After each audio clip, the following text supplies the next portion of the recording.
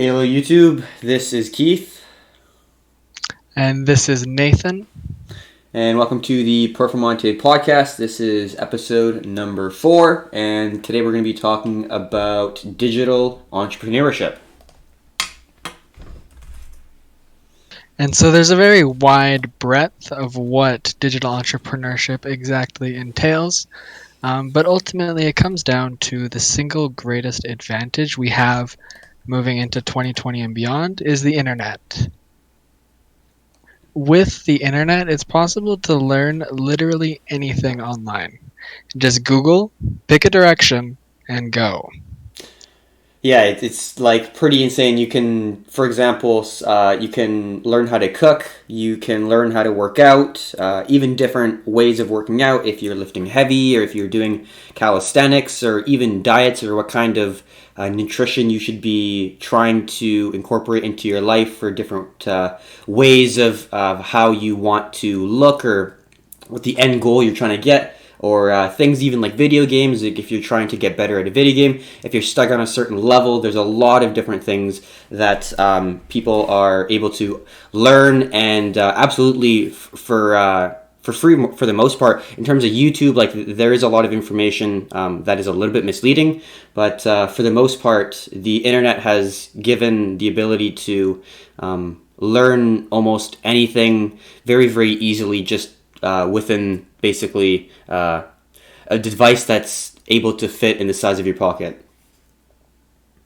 Yeah, and when you're looking at your ability to complete different tasks online, you can dive into things like personal finance, you can dive into things like e-commerce, drop shipping, and you can really get into ways that pay you.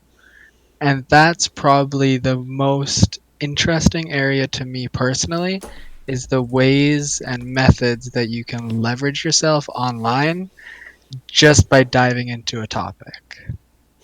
Yeah, 100%. That's definitely how I started trading, and I think a lot of people are getting to a point where they are able to understand that they have the ability to tap into a world of information literally instantly. It's pretty unbelievable. Like, you could even create you can create a full-time job for many things. For example, like design, photography, videography. You can even start a design apparel business. Absolutely, from drop shipping, you're not even touching the product. Yeah, you're just learning about branding, marketing, social media. All that stuff is through the internet, right? And you can do that absolutely anywhere. So, the age we're living in now has been really been able to provide the people who've been able to utilize the tools that we have the ability to become free in a sense. So yeah, it's definitely an interesting topic to talk about for our 4th episode. And I think just to build off of what you're talking, there are a lot of different options that you can explore online, a lot of different avenues that you can use. But ultimately, the single biggest factor amongst them is that if you do not have a strong self of self direction, you won't really get far. You have to have that inquisitive mind. You want to be a sponge, learn everything you can about everything. Because at the end of the day, specialization is for insects, and the more diverse skills you have, the better off you are. Yeah, definitely. I completely agree. That's like the old passage of you got to find what you love to do, because it will get inevitably very, very challenging, and the only way you'll stick around is if you actually truly really enjoy what you do. But that's the great thing, is there is almost an unlimited amount of things that you can do. For example, you can become a blogger or vlogger, and if you're into whatever sport or whatever you're doing, people make millions of dollars playing video games, recording themselves play. Millions of dollars, right, on Twitch. 100%. People do that for a living. And people do, like, there's a kid on YouTube making reviews for toys, and that's his job, and he's made more money than what most people can fathom making in a lifetime. So the ability for that to even be a possibility for us in this current time frame is we definitely feel very thankful. That is very for sure. Yeah, Yeah, the opportunities really are endless, but you really have to buckle down on that one thing that drives you. Um, Being effective in like one certain niche will pay the bills, so to speak. So, for example, being dedicated to trading is kind of our niche, and education has sprung up as a result of that. But the key fundamental is that it has to be leverageable. yeah, that's 100%. You hit the nail on the head for sure. Because it's really easy to find a lot of jobs, but it's really hard to find something that's leverageable. And there are opportunities, obviously. For example, if you are selling something, you can sell 100 items or 100 SKUs, or one SKU, sorry. In a certain month, you could sell 100 things, or you could sell 100,000 things, or you could sell 1,000,000 things. In that same month, the same amount of time has passed, and you're able to produce a much larger of an income or a more significant income in that same time period. And it could be anything, right? Selling things, trading is a very, very leverageable instrument to try to accumulate wealth. Basically, it's a percentage of what you put in. If you manage your risk, you know exactly how much you're losing. And some of the other entrepreneurial endeavors don't have that ability, but yeah, having the right kind of set track before you're going. Like Grant Cardone said it best. You got to find the right vehicle, right? He always stressed that, and his vehicle was real estate, which is great for him. It turned out very very lucrative in his side there. But yeah, I completely agree. And this just brings to mind a Twitter thread by philosopher, philanthropist, tech guru. His name is Naval Ravikant. And he talked about this Twitter thread on the Joe Rogan experience, and that's how I found it. And he's really been somebody that I dove into his content, and I really like what he has to say. So this Twitter thread is how to get rich without getting lucky. And there are a couple different ones that stick out. I'm just going to slowly scroll down so if people are watching, they can read. Seek wealth, not money or status. Wealth is having assets that earn while you sleep. Money is how we transfer time and wealth. Status is your place in the social hierarchy. Yeah, there's definitely some. You're not going to get rich renting your time. You must own equity, a piece of a business, to gain your financial freedom. Like these are little nuggets that he calls little nuggets of financial information, but they're really uh, timepieces that you can use for for lifetimes and lifetimes and lifetimes. Really, there's one in here in specific that I'm looking for that I did see previously that is pretty relatable to what we're talking about right now for our digital entrepreneurship episode. Oh, here it is. The internet has massively broadened the possible space of careers. Most people haven't figured this out yet. Very true. And that's exactly what we're talking about. People are making careers with almost anything, right? Product reviews, Instagram influencers, just being able to kind of work around the globe, not needing to go to a specific location, not needing to have a boss, not needing to have shit coworkers that you hate, not needing to go to a place that is unmotivating and okay, I can't say every job is bad and every type of corporate structure is going to shit on the people that are at the bottom, but for a lot of the people in the first world countries that kind of are our crowd or our followers or our listeners, there's a significant majority of the people who don't love what they do. And that is unfortunate because there are a lot of opportunities with the internet, with, the new developing technologies that we're seeing in the world. So, yeah, if you're listening to this, definitely check this guy out. Check his tweets. Might give you a little bit of inspiration. Yeah, he's got a very unique perspective on a lot of modern, not necessarily problems, but business concepts. And he touches on a lot of things that other entrepreneurs, book writers, etc., don't really talk about. It's a very top down sociological perspective.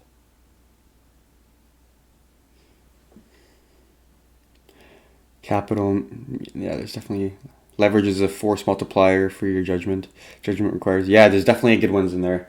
Um, so, I guess talking to our next point from Tim Ferriss's book, we definitely enjoy his 4 hour work week is a classic. I haven't read any of his other books, but I do. I have listened to his podcast several times. Very interesting person. Also watched his. I think I forget what channel it was on, but he had a show where he tried to learn something in a very very short span of time. I forget what it was called, but he's a learning machine and he's a very interesting person. But it was the idea that he kind of created. I don't know if it was him or if he got it from someone, but it's the idea of having mini retirements spread out through your life instead of just waiting until you're 65 when you're old and wrinkly to retire and then working and not really enjoying life until that point. And then when you get there, obviously you're going to be a little bit older, not being able to do as much as you could have when you were earlier in your life. So the idea of mini retirements, and I think Nathan definitely has more regarding that because he definitely, you said you really enjoyed the book. Yeah, he had a lot of interesting perspectives and made me not necessarily question what I was doing in life, but how I was doing it. Um, Vancouver is a very expensive place to live, and when he was in this book, he talks a lot about low cost living, outsourcing, efficiently spending your money, and basically ways that you can reduce and optimize your life such that you can have mini retirements throughout your lifespan rather than just having one big party when you're 65 and you can't really enjoy it because you're 65. Like, fuck this, work for 40 to 50 years and then enjoy yourself. Set yourself up so you can enjoy it regularly through your life. And so in this book, he's done a lot of different what he calls mini retirements. Um, but they're pretty simple in that you move to a country where your dollar is much stronger.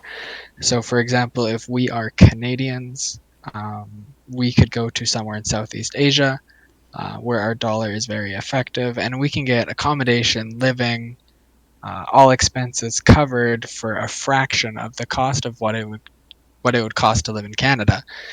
Rent, electricity, food, everything is very expensive here relative to the cost of what it would be in a Southeast Asian country. And so that really, it just made me question about the relativity of it all. Like, how much is a dollar really worth? And if you can have these decentralized businesses where you can work from your phone, you can document your life, and you have that kind of leverage, then you can work from anywhere. And so it becomes a question of finding the balance between mini retirements and finding the balance of the globe is your office. I like how you put it. Very true. Yeah. It's nice because it's completely your own decision, and you can find that nice medium in the middle, perfect level for you for every single person.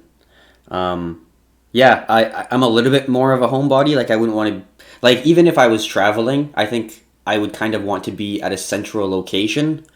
Um, Yeah, like having a home base. I feel like yeah, setting up for like 6 months, renting a house long term, and getting that kind of like setup where you no longer feel like a tourist, but you're part of the culture.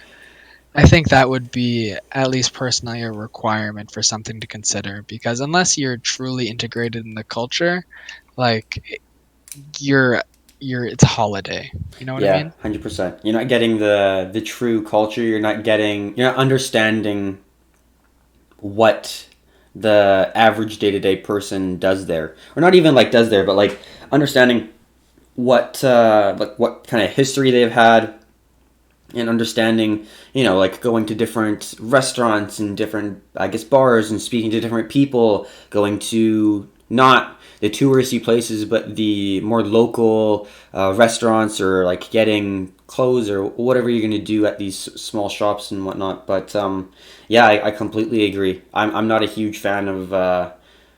Well, sometimes it depends on what you're looking for. If you're looking for a relaxing time and you just want to like zone out to some degree, all inclusives are great because you don't have to cook, you don't have to do anything, you don't have to think about food, you just sit right beside the beach. But if you're looking for an experience that's actually going to give you something at the end other than a full stomach and like a bit of a hangover, but like actually will like kind of like feed your soul in a sense. You definitely want to check out more of the culture, check out more of the history, check out more of the people. Because yeah, you definitely get a different experience in the end. Very, very, very true. But yeah, lot of things that can provide that for you in this day and age, which is pretty incredible. I think a lot of people don't realize. I just like I don't know, like there's so many people just not acting on it. It's crazy. Yeah, I think most people have slept on the fact, or not slept, but are currently sleeping on the fact that times are changing very quickly, and that the prototypical life that our parents and their parents used to live, where you go to school, you work for the man, you get your income, and you go on holiday once a year, maybe once every 2 years. Like that kind of prototype, that doesn't have to be the normal anymore. Technology has broadened the scope of what we thought was previously possible. Yep, very true. Yeah, I completely agree.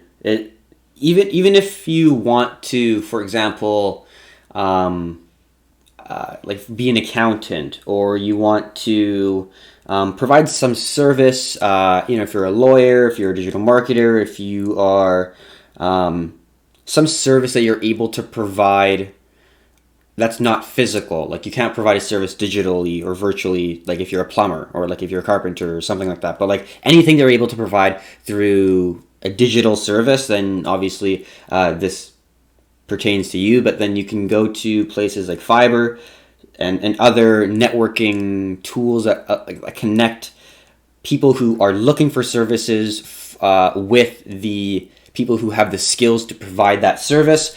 And it's interesting to see how the blockchain will affect these types of networks, even like stuff like Uber and Airbnb, because blockchain can basically solve this issue before, where right now the applications like those Ubers and Lyft and whatnot are, they're reliable and they're trustworthy. But if you're able to create a trustless system, then there's kind of no need for that. And especially if you have the currency built in as well, you just basically need an application, and that could be the company itself. So I wouldn't be surprised if Uber basically built their own blockchain and then they had their own currency within Uber, and then people can speculate on the currency of Uber. Same with Airbnb. So like that'd be very, very interesting to see how that plays out. Yeah, I feel like there's a lot of internal incubation that could be done for these large corporate entities when they start implementing this technology, because it just adds a level of transparency as well as information systems management. Like, for example, if you're looking at like Airbnb, for example, it would be very easy to tokenize the transaction between user and provider without having to go through the loopholes of credit cards, cancellations, etc., etc. Like it streamlines and takes out the middleman in most instances, which is it's a very exciting innovation because that's the way our current system works. You have a credit card, you want to buy some new AirPods, then you're going to have to use your credit card, which will make the purchase for you, and then you repay them through your bank. You want to call an Uber, you get connected to a driver, but Uber's still going to take their cut. There's always a middleman in current transactions taking their cut, obviously. And this blockchain decentralization offers an opportunity for direct to consumer.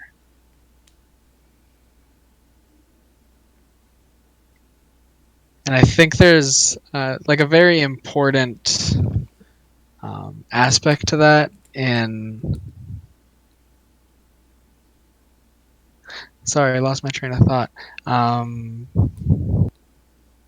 Yeah, I'm just gonna hop on to what you said before about kind of like the supply chain management and all that as well, because that does play a part. I think one thing that we talked about a little bit before was the ability to purchase a Tesla, and then if it has autopilot, it is able to basically work all night without anyone else driving in the car. So you basically have like a passive income money making machine that you can also drive in, and like if you put a down payment and then I don't know what the payments monthly would be, but if you do the math, I'm sure that you would be able to come out for a profit if you're able to get the car working for 3 days a week, 4 days a week. That's crazy, man. And like the thing is people think that Tesla is not overpriced, not in terms of the stock, but they think that their cars aren't that amazing. But what other car manufacturer has anywhere close to the AI driving capabilities that Tesla has? Absolutely no one, right? Like he's like this smart car kind of idea where like there's a smartphone and like he's like putting so much advancement, like decades or like at least years of advanced technology into his cars, and all it kind of takes, I don't exactly know, is just a software upgrade to actually start using these already implemented tools. I don't exactly know how that works, but I think that's what I read in a blog post, because I do know that he has very, very sophisticated AI driving technology compared to a lot of other people. And it's not even, it's like GIS or anything, it's just like visual, like Yeah, what makes it slightly different? Well, so Teslas come packed with the hardware required for the software. So as these new driving updates come out, it's not changing the hardware at all. It's just a quick software update that allows it to upgrade its capabilities. But what makes Tesla self-driving so special is that everywhere else in the world that has self-driving cars does it through sensors, meaning that when it detects something, it sends that signal, and that's integrated into what the car understands it is around. But Tesla does it differently, is that it's all done through cameras. It's all recorded 360 degrees around the car, and the car is understanding and reading what's around it. So rather than having that kind of like one-way transmission of information from the item to the sensor, it's like a two-way between the camera, the environment, and the car processing what is nearby. There's actually a really interesting video I'll try and find. It was of the Tesla self-driving algorithm interpreting its environment. that's crazy. Do you know how we always have to do these like bullshit click all the lights you see, click all the cars you see, like these types of stuff? You think that's for self-driving algorithms to like actually figure out what's what? Yeah, you're probably training some algorithms there. Holy shit, that's crazy. So this is all the Well, not information it's necessarily gathering. like in the sense of driving cars. I think with, for example, when you do like a Google CAPTCHA, you're training its DeepMind AI, I think it's called, for artificial intelligence. You're like teaching it what a stop sign is and isn't, you know?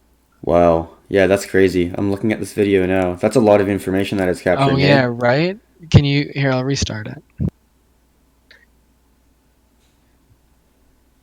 It's crazy because it's all just by the camera. It's not like it's a radar or any sort of sensor or anything like that. It's a camera. I'm Yeah, surprised. like this understands what's happening all around it.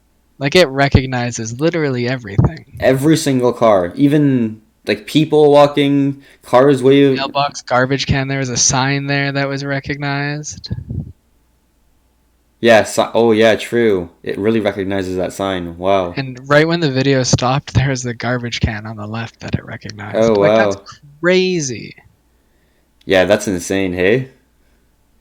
I think it will be safer though. That's the thing. It will be I, 100%. yeah. Well, I mean, Tesla's already, when you look at them from an automotive crash safety standpoint, they are the safest vehicle. But also, when everyone gets on the self-driving software, it is going to be so much better. It's when some people aren't and some people are that there's issues. Yeah, that's very true. It like people cars will be able to talk to each other though at that point. Like when the shift has occurred and there's more than 50% of the people are actually just getting driven by these AI systems, then we'll basically get to a point where cars will have 5G networks that will be able to talk to one another, and then that'd be another level as well. I don't know, like it's interesting Yeah, thinking about sorry, go on. that's the next big step is 5G. Mhm. There's a lot of resistance against it, but I mean, just looking at the stocks that have been exploding about 5G and all of the, if it's kind of like a very niche tech industry that people are starting to explore because there is that potential because our society depends so hard on data exchange that 5G is it's pretty much at this point inevitable. Yeah, there's a lot of smart people working on it, but it'll be interesting to see what it'll bring because it'll be instant. Like there'll be like I forget what video I was watching, but there's one guy who gave me an example of a surgeon being able to be in, let's say, Spain while the actual surgery is happening in New York, and he is working on like he's working through, I guess, a computer to use a like a robot or like a set of hands kind of to like work on a patient, with like the use of the internet because it'll be so instantaneous that you'll be able to have these very like precise, Like no no lag, lag, like you can't have, instant feedback yeah, you can't have response. shaking or anything, or else obviously you can't cut people open and do your operation and get things done. But yeah, it's Yeah. crazy. That's just like one example, and then also like cars talking to each other. There's a lot of innovation going on pretty much across the globe. I Yeah, mean, Tesla self-driving cars, the entire blockchain industry, decentralized finance. We're seeing a lot of progression in other industries, and one that comes to mind. Um, Wait, where was I going with that? The last one that comes to mind would be just like representing yourself and developing your own personal brand, having that leverage and doing what you want to do. Because at the end of the day, that's all that really matters. yep. That's very. I completely agree with that. I think it's a good way to end off the fourth video of the Performante podcast series. Alrighty, thank you guys so much, guys and girls, for tuning in to this week's episode. We're hoping to do this more regularly, so if you have ideas for stuff that you want us to talk about, let us know in the Discord. As always, you can message us whenever. We're eager to have feedback from you all. Yeah, and we were doing a bit of a different way of presenting the information before, where we were just really having purely an audio output of information, where we just had a template, I guess, like made for the podcast. Whereas now we have a feed where we have Discord, we're watching videos, we're getting a little bit more visual as well as the audio. So tell us what you think. If you enjoy it, well, it's just more information. I think it's more entertaining and engaging. So overall, I think it is going to provide a little bit more of another good way of getting more content out there. So yeah, thank you again, like Nathan said, for tuning in. And yeah, if you have any questions, please leave a comment. And until next time, I hope you have a great rest of the weekend. Take care, everyone.